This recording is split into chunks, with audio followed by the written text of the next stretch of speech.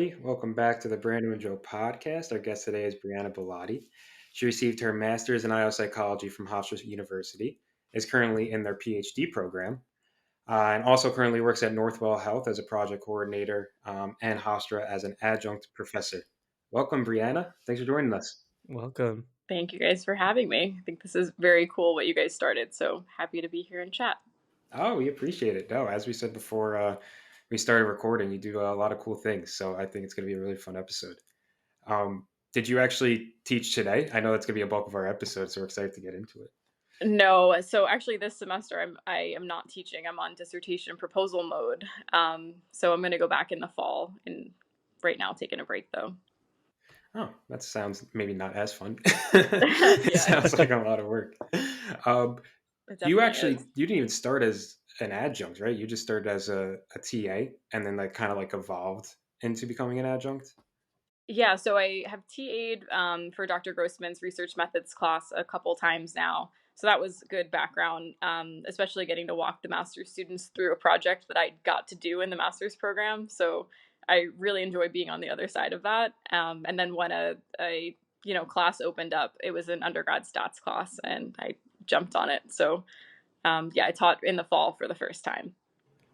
Yeah, you brought us through on that project. So I remember you TAing for our Yeah, class. I did. That's so funny. Yeah, it's a really cool way to keep in touch with, the upcoming cohorts too in the program and keep the connection. So I really enjoyed I'm actually still doing that. I'm TAing this semester for her too. Oh, nice. Yeah. Yeah, I know that you're also really involved too. Like you're working with PayOp, like you do stuff and for those of you that don't know, PayOp is like the student association for the PhD program at Hofstra. What are you doing for them? Yeah, so I'm vice president in PayUp. I love that. I feel like it's another opportunity to kind of teach and do little events. So actually tomorrow we're hosting a event that we put together to show first year PhD students different survey platforms. So we're gonna do a walkthrough of Prolific, first Cloud Research, first MTurk, and kind of just help them out and show them some of the things that we've picked up along the way of our project. So definitely busy, definitely involved. I was gonna say, how do you have time for all of this? I'm not sure. I know some people I'm that not struggle sure. just enough, just doing the PhD, because with class and dissertation, seems like you do a lot of other things as well. I think the things that feel energizing to me though are things it just will make time for. Like this past week I judged a science fair in Long Island, and it's just, these are the things that make all the other stuff worth it kind of. So it kind of keeps the momentum going too.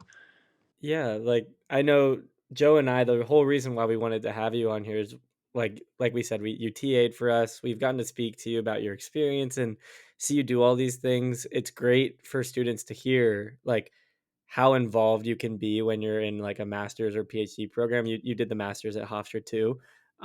So to kind of get us started and talking about just all of the different things you do, as Joe said, we wanted to start and talk about the adjunct professor lifestyle. What was that kind of like when you got your first adjunct role, not TAing, but when you started as an adjunct? What was that like for you in the beginning? How did you start preparing for that? Yeah, so I've always known I wanted to be a teacher.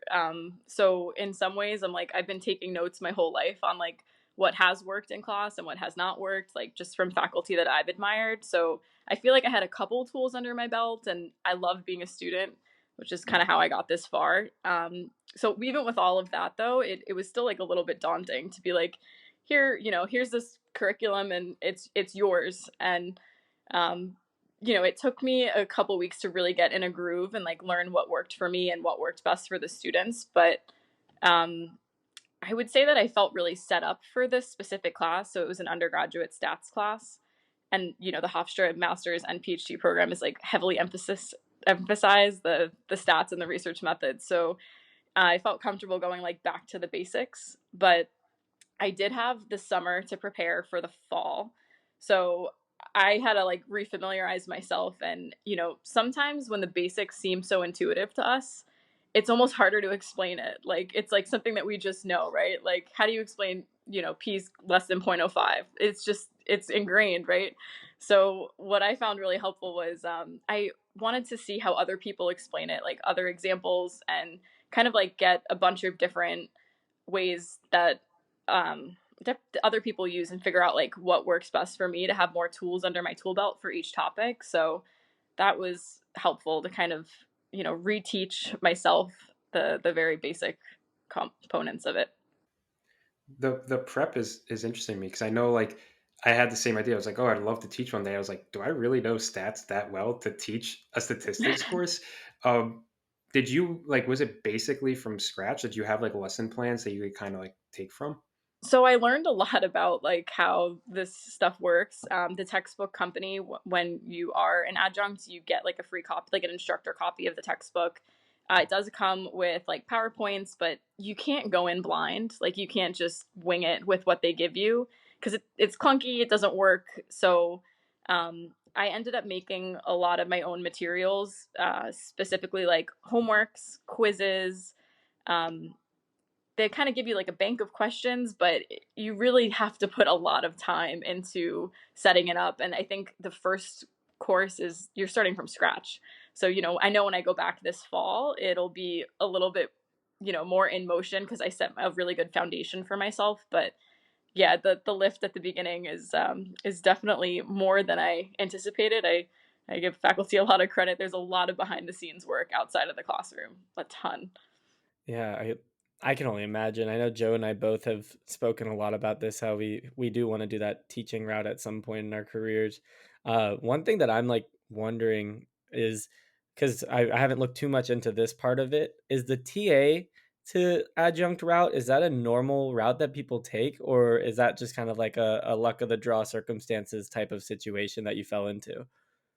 I think the TA does not, typically like lead to somebody adjuncting. I think, it's something to do in grad school, RA, TA, GA, like just kind of something to get involved and, get some funding. But I had a couple conversations with Dr. Grossman and she's like, I think you like this. Do you want to do this? I'm like, yeah, I definitely want to teach. So it can be a good intro, but it feels very different being like completely autonomous and independent and running your own class. So, but very rewarding, very rewarding. I mean, it must be. You must have like students coming up and asking you questions. You're like, oh, now I'm finally in this It's spot. yeah. So that's what I said. Like as exhausting as it was, it like feels so good to be able to share and like give back.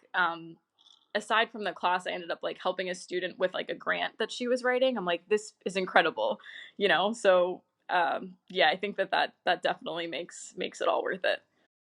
Do you genuinely have like because I know you said it's undergraduate stats, right?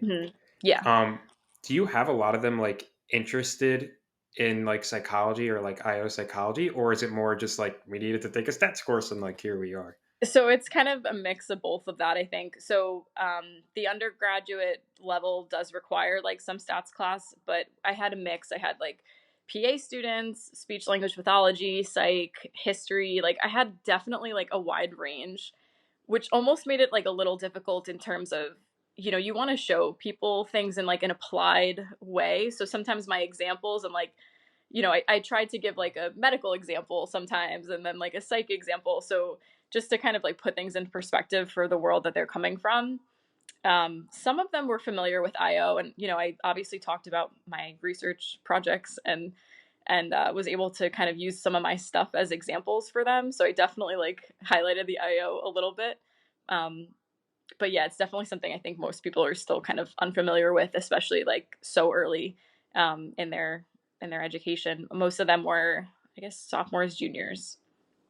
Wow, you're gonna be that professor that students have that they're gonna say, "I had a professor who was in IO, and then I went to IO," because I know I hear those stories talking to students now where they say that, and we're all like, "What? There's no professors who were in IO in undergrad," but you're gonna be that one.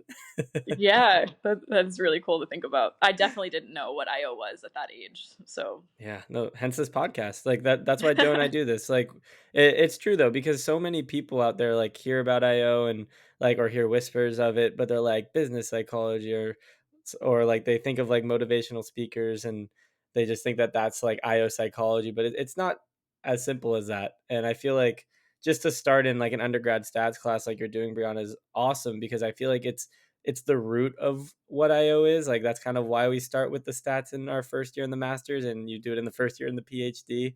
So one thing I was wondering as well is like going through the PhD program. I know you guys have a really heavy stats emphasis.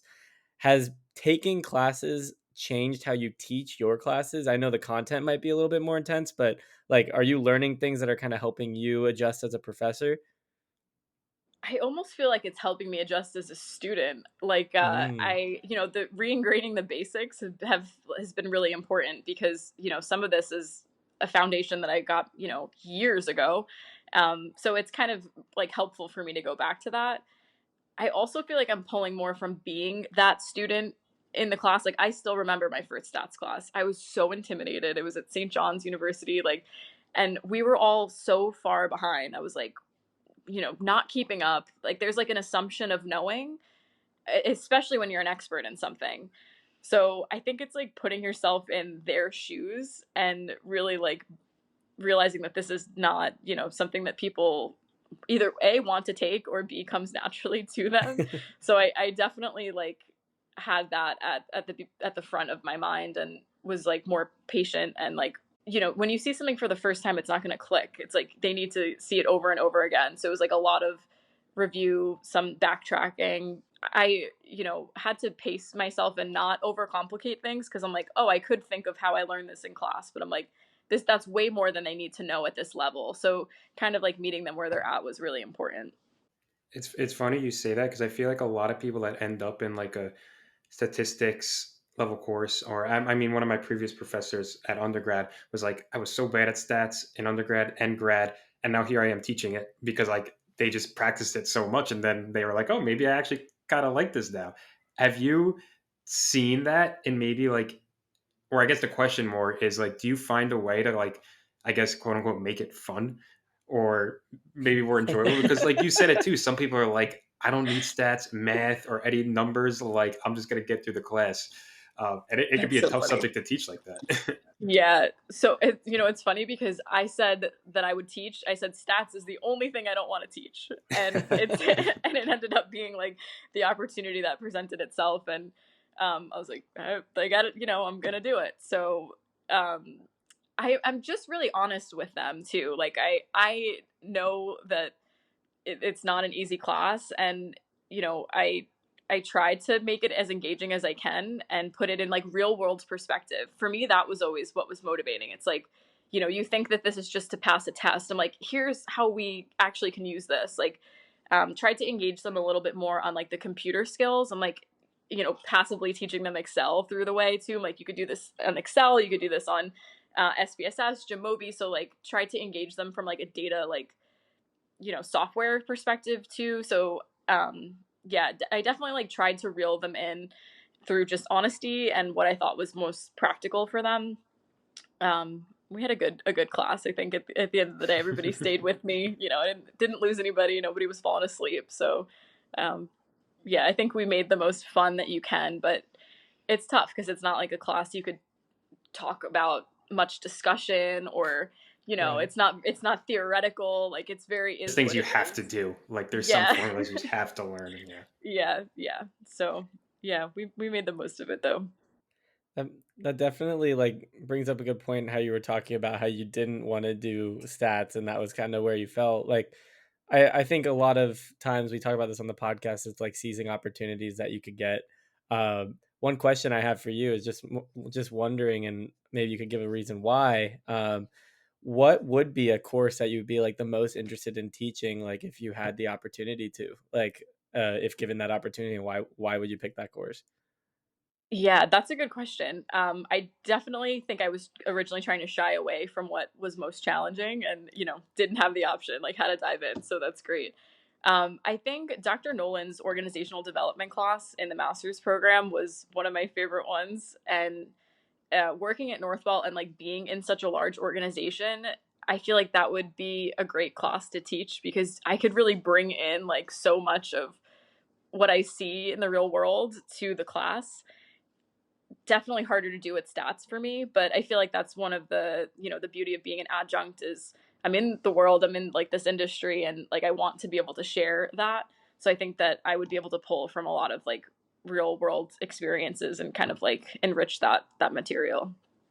So could you see yourself like doing teaching full time or being like a professor full time? I know you said you've always wanted to, or do you like this kind of like dichotomy of like, Yeah, it's something I'm thinking about, like, as I'm getting closer to graduation, hopefully, it's been such, like, a forever journey, and it's, like, the end of forever is almost over. Very, very strange. Um, I'm kind of back and forth with it. I think that, still being, like, young, like, being in the industry, I'm still learning so much. So I want to be able to have that so I can bring it to the classroom. So I think mhm, I will continue to adjunct on the side like this. And who knows what like 5 or 10 years was? I wouldn't be opposed to making the switch over if that opportunity presented itself too. Ideally, some of our faculty in the master's program ended up in the provost's office, like Dr. Shapiro, Dr. Shahani. I think that would be like the crossover of both of my worlds almost. It's like you still get to support, the administrative stuff and have an impact on a university. So, definitely playing with all these ideas as reality sets in. It'll have a funny way of working itself out too. I It think always does. It it always always does. does. You Yeah. know, you actually kind of set us up for a good segue too to like discuss kind of your role at Northwell. Like talking about how you could leverage some of that experience in the classroom. Like, what is that experience look like? And secondarily, how do you think that you could leverage that experience in the classroom? Yeah. Um, so I think my impact on students is pretty cool. It's one of the things I really love most about my job right now. So I do like our academic partnerships. Basically, what that means is anybody who is in a healthcare pathway needs to do like experiential learning, clinical rotations, etc. So I kind of help get those students into Northwell, like overseeing the operations, contracts, communications, all of that kind of stuff. But the admin stuff. But then there's also this like student experience part that I'm trying to really invest in more too. So a lot of survey data collection, trying to kind of like highlight the importance of students and investing in students. So for me, that feels super fulfilling. But in terms of like bringing it into the classroom, I mean, working in such a large organization, I feel like there's so much like I just learning the way of the world and like how to communicate with stakeholders from all different areas. A lot of project management stuff that has been really helpful. Uh, a lot of leadership stuff. I'm really lucky to work with great people. So yeah, it. I got some juicy things that I think would like really help put a lot of the classroom stuff in like a real world perspective. correct me if I'm wrong, but I feel like Northwell has a lot of IOs in their Yeah, organization. Do you like you get to work with a lot of IOs there? so they do in their employee experience, there's a couple of areas: employee experience, grant acquisition. I've been connecting with some of them more and more. I'm in a very new and small like department, I guess. We fall under the Center for Learning and Innovation, which is like our corporate university, but um, like our project itself was only like start of COVID introduced. So it's a small team, me and my manager, and it's really like a really good opportunity to like kind of not recreate the wheel, but take some of the employee experience stuff and start applying it to the student experience stuff, and have a pretty huge impact. We get like about 10,000 students a year. So it's like really cool to think that, the things that we can introduce into this part of the world can have a pretty big impact. Yeah, our for our listeners that don't know, Northwell is one of the largest like healthcare providers in like the Long Island, New York area. So definitely a massive impact if you're bringing people Yeah. through to them. I could only imagine like that. I want to kind of dig into that experience part piece of what you do. Do you feel that like cultivating experience and probably a little bit of maybe culture or culture, like are you doing some IO work with that? And like if so, what? I am definitely trying. That's kind of like my goal to move more in this direction. A year ago, I launched like this student experience survey, and it was really the first time we were like checking in on the culture of the learning environment and asking students like what's working for them, what's not working for them. So going through that data has been really insightful, and communicating that data with like leadership to say like what we can improve on, and also provide recognition for all that's good, because so much of the responses were great. but it's like, how do you recognize the people putting in all of that effort and all of that time to train these students? So there's a ton of opportunity. It's kind of hard because, with such a large organization, we get kind of bogged down with having to put out the fires constantly, and just like the administrative, burden almost of this massive operation. But little by little, I'm like chipping away at this, and I kind of have some visions to like enrich the culture, and kind of just like motivate and engage the preceptors and the students, like make them, realize how important this is, and kind of help them want to be here, and want to invest, and hire and work for Northwell too. Because at the end of the day, this is like a huge, it's the future of healthcare, really the future of the workforce for us. So That's all you could really yeah. do. Like, it sounds like you're doing a lot of great IO work for them. Yeah, you got to be patient too, though. Nothing happens in a day. So I've definitely learned like realistic expectations of it. It took us probably like 6 months to get the survey off the ground. And we just had one full year of data collection, which was super exciting. So yeah, little by little. That actually raises a question.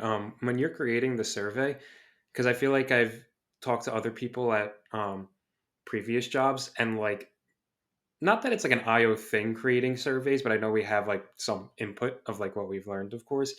Do you ever have to like battle and be like, no, like, I think we should kind of like organize it this way because of these reasons? And they're like, no, we've done this in the past. Like, we're going to do it like this. Yeah. Yeah. Recently was referred to as the Qualtrics queen at work. So it's definitely like IO surveys. Definitely expanded my scope of them recently too, but it's all in good fun, and I like putting them together. There's definitely a trade off with like, I'm in a psychometrics class. Industry, what is practical and time efficient to use is not always like, the highest psychometric standards. So I've really had to, find compromise in that, because at the end of the day, this, it can't always be perfect. So I think in my head, doing something is better than doing nothing. Um, at the end of the day too, there's a borderline or a line between like advocacy and, you know, listening to your management, your bosses and whatnot, and the stakeholders and what they want and need. So I'm, yeah, definitely finding the balance. But sometimes I'm like, I think it should be like this, and you win some, you lose some. But like I said, at the end of the day, it's more good than anything else that we're moving in, any direction. It's better than none. It's so funny. I was literally like an hour or two ago just talking with Joey Ha about your psychometrics class. So that's very like top of mind right now. I feel like psychometrics in itself is just one of those fields that in IO that is like super important. We don't get to talk about it enough.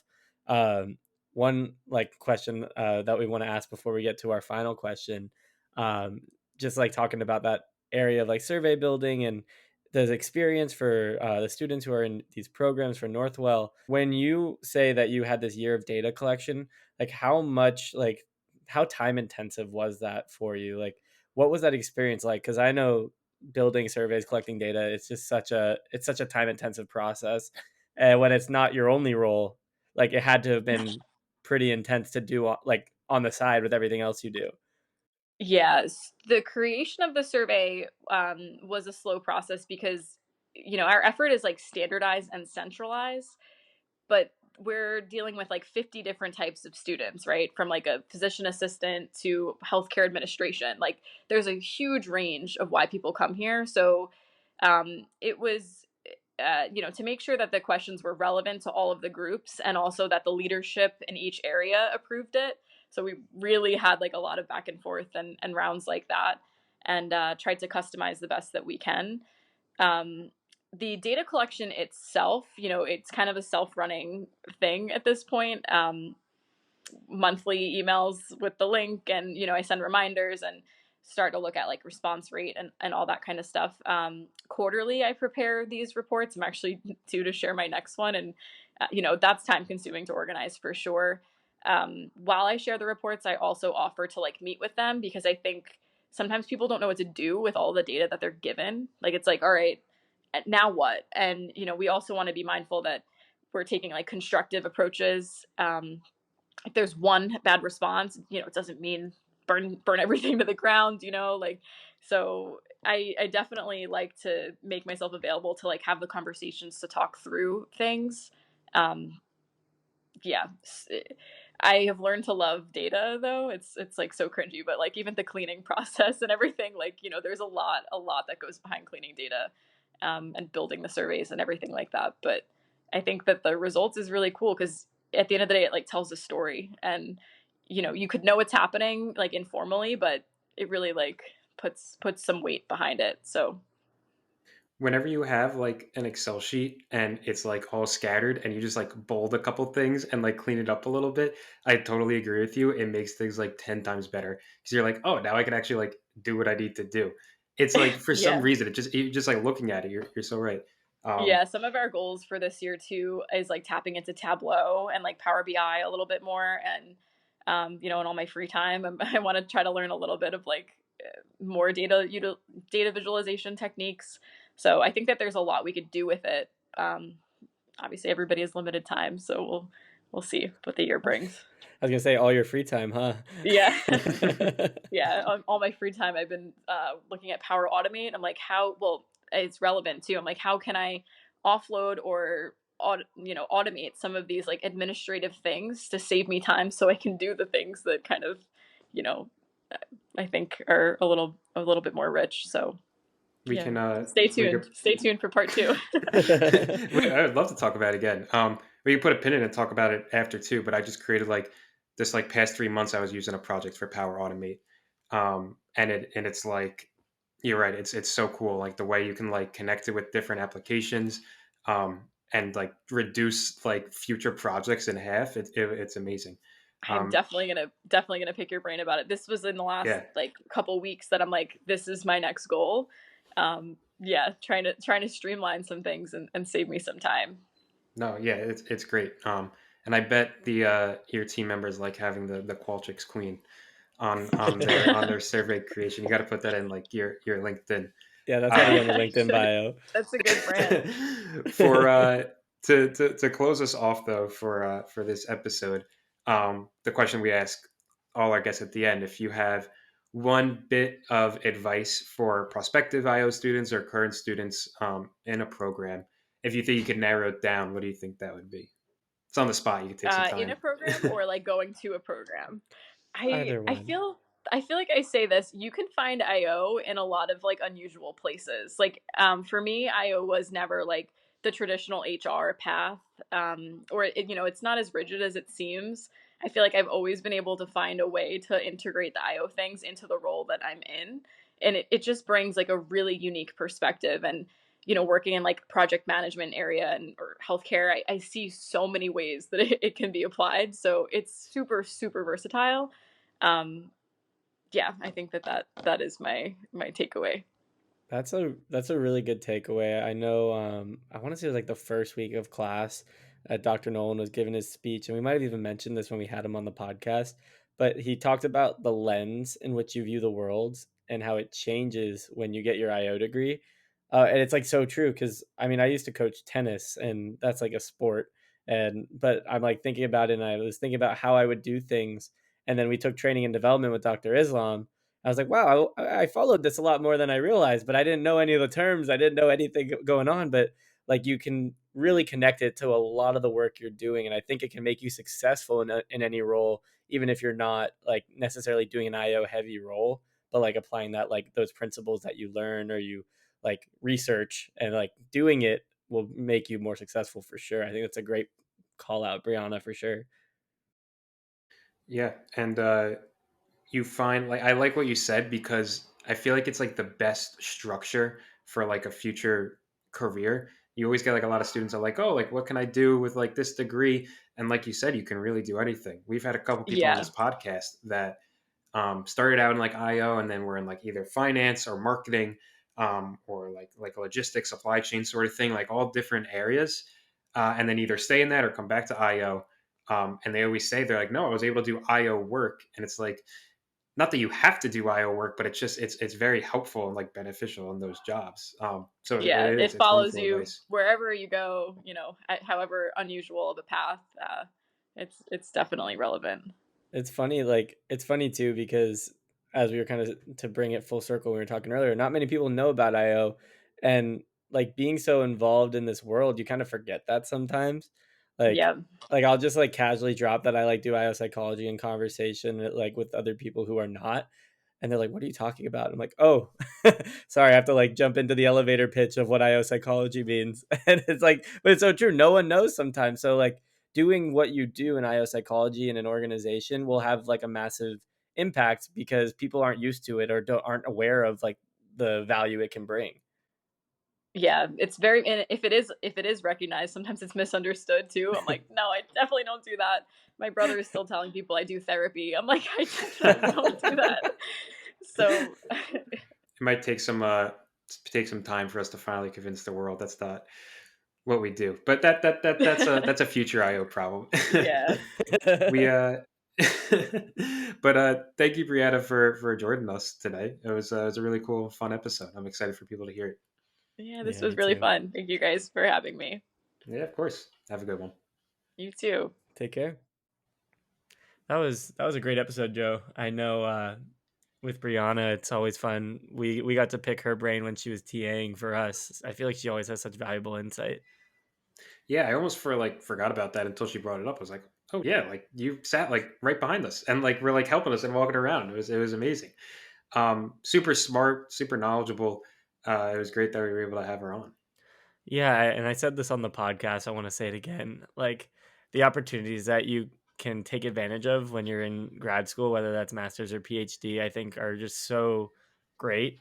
Like she really is a good example of like filling your schedule and doing everything you can, whether that's teaching or being part of pay op or your own job along with all the classes and doing other fun stuff on the side. Like it's really impressive, and I think it's a good sign for students. No, yeah, she's doing as much as she can, and doing a great job. So we're glad that she was able to come on and talk to us today. But thank you Yeah. everybody for listening, and we'll hopefully we'll catch you next week. Catch you guys next week.